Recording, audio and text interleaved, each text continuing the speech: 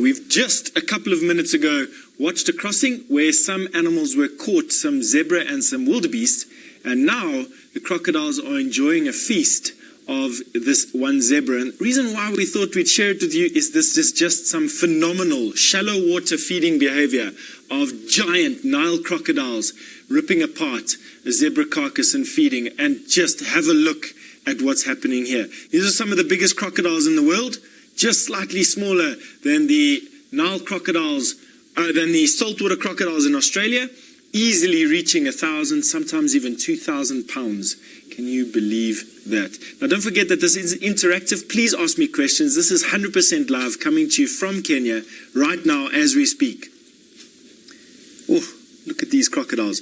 Crocodiles, the whole leg of this zebra. That is a full-grown zebra being held in the mouth of what is easily one of the largest crocodiles I've ever seen. They can't, as you can see there, they have to swallow large chunks at a time. They do not have molars. They can't crack the bones. They lift up their heads when they swallow so that water doesn't go down into their stomachs and fill them up too much. That spinning that you see is because they don't have molars and they can't chew through prey. Also, they can't swivel their jaws from side to side. They can only open and shut their jaws. And that circling, that rotational movement is to break off pieces of meat. Oh. Julie, you say, wow, they are hungry today. They do look hungry today, don't they? Look at the size of these guys. They do look hungry today. Now, crocodiles will eat until they are full.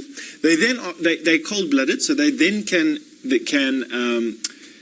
raise or lower their metabolism, in actual fact. And in a time like this, where there's a superabundance of food, you'll find that crocodiles will sun themselves often so that they can metabolize food at a faster rate than normal.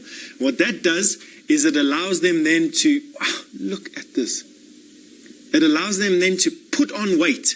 Large crocodiles like this have lost the ability to fish, which in smaller crocodiles forms the major part of their diet. They have to wait to catch prey. And of course, during the migration, like it is at the moment, there's a superabundance of prey, and so an extremely good condition to put on weight for these crocodiles. So they metabolize quickly, they put on some weight, and then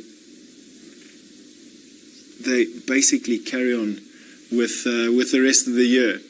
We've just frozen a little bit, and we've got some bushes in our way now. But isn't that just unbelievable? Crocodiles spinning.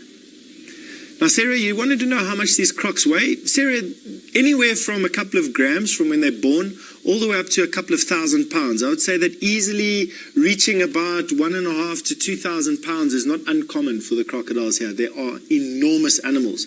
I'm judging that based on the fact that I know that a fully grown male zebra or wildebeest weighs in the region of 500 pounds, and I've watched these giant crocodile swallow and jump on top of zebra and on top of wildebeest, making them look puny, easily 2 or 3 times their size. There's another leg, an entire back leg, an entire haunch of that zebra disappearing down that crocodile's gullet. There we're just getting some views through the bushes over there of what's left of this. And that is that, out of view for us at the moment, as they float down the river in the melee that is the Mara River at the moment. Oh, you couldn't get me to swim across this river for all the money in the world, to be quite honest with you.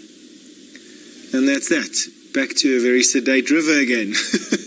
All right, we're going to be watching the cameras for you, bringing you back for anything special. Wherever you are in the world, have a good day. Thank you for joining us. Bye-bye.